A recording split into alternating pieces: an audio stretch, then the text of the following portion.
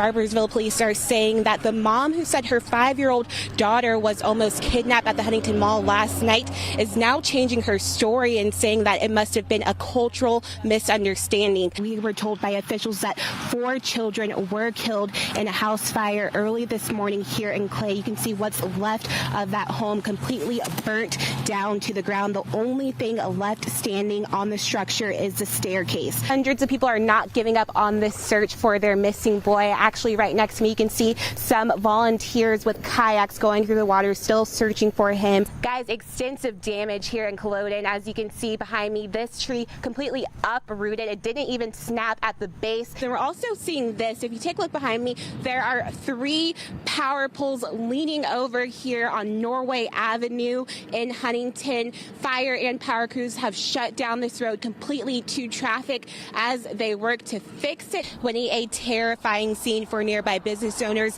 and neighbors here at the Sunoco gas station after a massive explosion earlier this morning. This is off of 22nd Street and Winchester Avenue, where officials say the explosion was caused by underground storage tanks. Callie, I'm here on the 1800 block of 10th Avenue in Huntington, where you can see Huntington police are still on scene of a reported midday shooting. According to Police Chief Hank Dial, the call came in right after 3:30 this afternoon of shots fired here and reports of someone screaming. Jesse, we now know the name of that suspect and know that more than 20 police officers were involved in that pursuit that started here in Cabell County, went through Putnam County, and ended in a serious crash in Kanawha County. Rick, it was a very emotional moment in the courtroom today. After 4 hours of deliberating, the 3 judges came back and delivered that death sentence to Aaron Lawson. Rick, the Secret Service has been here all week preparing for President Trump's Make America Great Again rally. We were talking about how you've had a lot of backing from the teachers and labor unions. Do you feel like that will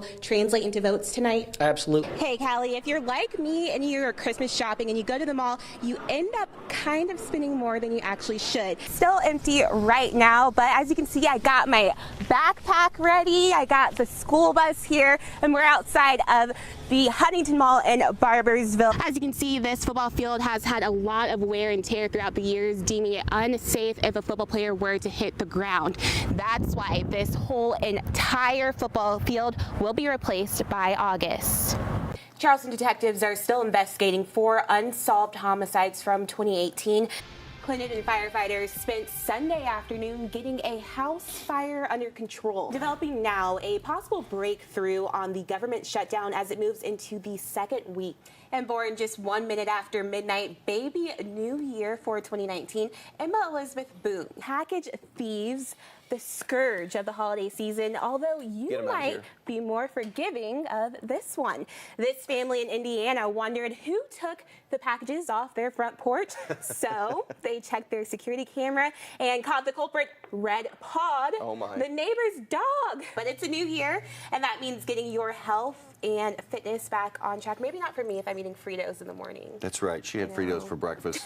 I had oatmeal. Jesse, absolutely heartbreaking news out of Clay County right now. We were told by officials that 4 children were killed in a house fire early this morning here in Clay. You can see what's left of that home completely burnt down to the ground. The only thing left standing on the structure is the staircase.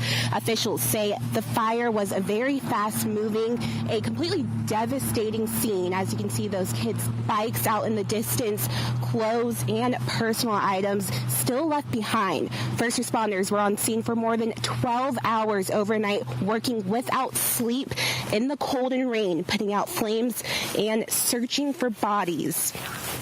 This fire was very fast moving, and once it got going, it really took off.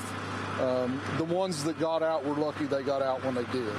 Tragedy in Clay County after first responders got the call of a house fire on the 600 block of Main Street in Clay just after midnight Sunday morning. I have no suspicions at all that this is an intentionally set fire. Officials say 8 people were inside the home when it caught fire. They say an 8-year-old girl, 4-year-old girl, 3-year-old girl, and 6-month-old boy were killed in the fire. The West Virginia Department of Health and Human Resources confirming the children killed were in foster care. I immediately went to him and I just lost it in his arms. I mean, we both stood there and we cried. When it's kids, it's really, really, really hard. First responders from Clay and Lismore volunteer fire departments responded to the call last night and worked for over 12 hours until they recovered the final body. I want to commend these firemen and EMS personnel. These guys and ladies have been here since 11:20 last night. Anything we asked of them, they did. And they were right here the whole time with us. Officials say a 2-year-old boy, a teenager, and 2 adults were able to escape the flames.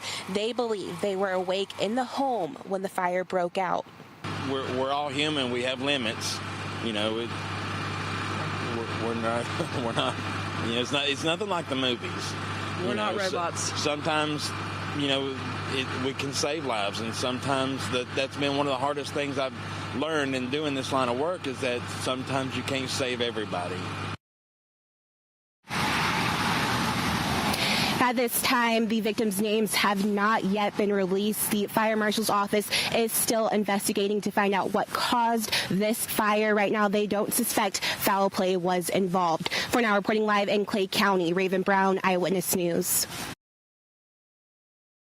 Greenup County, Kentucky family in shock after video surfacing of a Wortland elementary teacher dragging their special needs son through the hallway. I was horrified. When I saw it, I couldn't believe that she would drag him. Mom, Angel Nelson, posted the video on her Facebook page of the incident that happened in October. I feel like I needed to go to social media for my child to have a voice. In it, you can see who we're told is 9-year-old Alan Jackson being dragged through the hall by former teacher Trina Abrams. It broke my heart when I saw the video and I saw all of his new classmates and his friends along the wall watching him being dragged down the hallway. Jackson's stepfather says Jackson has been diagnosed with autism and has limited speech. I've seen him truly at his worst, and it's never called for him being dragged down the hallway. In a statement, the Greenup County School District says they followed safety protocol immediately, removed the teacher, contacted police, and that all staff are trained to prevent incidents of restraint. A trained professional to just rip what he had gained like that. According to Kentucky State Police, Abrams is charged with assault of the 4th degree and is no longer at the school. The parents now hoping to raise awareness so it doesn't happen again. As to parents, all I can say is if something like this ever happens, be vigilant. Don't stop till you get answers. That's what we're trying to do. Kentucky State Police say this investigation is still ongoing and say they expect Abrams to appear in court on Wednesday. For now, reporting in Greenup County, Kentucky, Raven Brown, Eyewitness News. A lot of different emotions over the past couple of days regarding this case. Cabell County prosecutor dropped all charges against Mr. Zion today. Zion was actually just in town for work, and he was at the mall shopping for his wife and kids when he was accused of attempting to abduct a child. Muhammad Zion is breathing a sigh of relief as all charges are dropped against him after a woman, Santana Adams, falsely accused him of trying to abduct her daughter at the Huntington Mall Monday evening. A lie can get halfway around the world before truth has time to put its shoes on. And hear what happened. The false accusations against Mr. Zion actually made it across the world. The case sparked outrage and concern, which has now turned to confusion and uproar after people who once praised Adams for doing the right thing now upset that she lied. You never got in contact with her? I haven't seen. I don't know. Adams originally claiming Zion tried to pull her daughter away from her and flashed a gun to scare him off. Zion was later arrested and charged with attempted abduction based off of Adams' statement. Zion saying he still has no idea who Adams or her daughter are. Until now, I don't know how it looks like.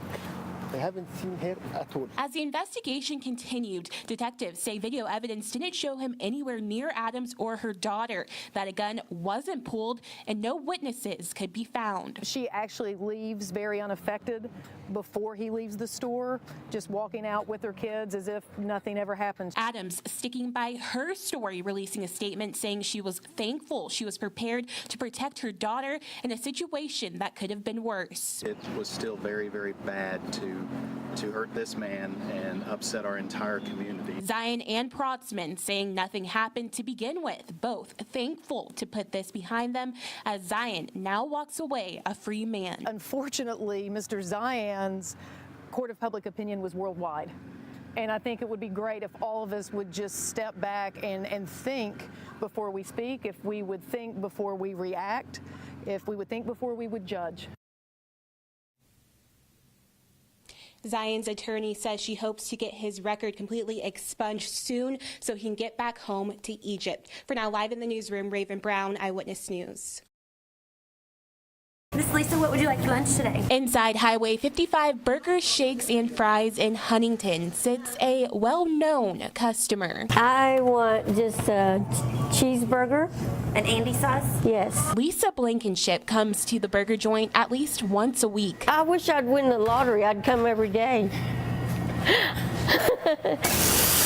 Something she definitely will continue to do after receiving a special gift from the restaurant. I was actually born premature and the incubator blinded me. Losing her sight completely at age 10, the staff wanted to make Lisa feel just like any other customer. She was just so overjoyed that to hand her a menu and say, this one's for you. By helping Lisa read again, creating a custom Braille menu. Now I'm kind of spoiled. I want menus everywhere, like in Braille. With help from the Cabell Wayne Association of the Blind. It made me feel very independent now that I can just read the menu for myself and order what I want. The menu made with no hesitation. If it's something that's that simple that can make somebody so happy, it didn't cost anything. It was a simple phone call.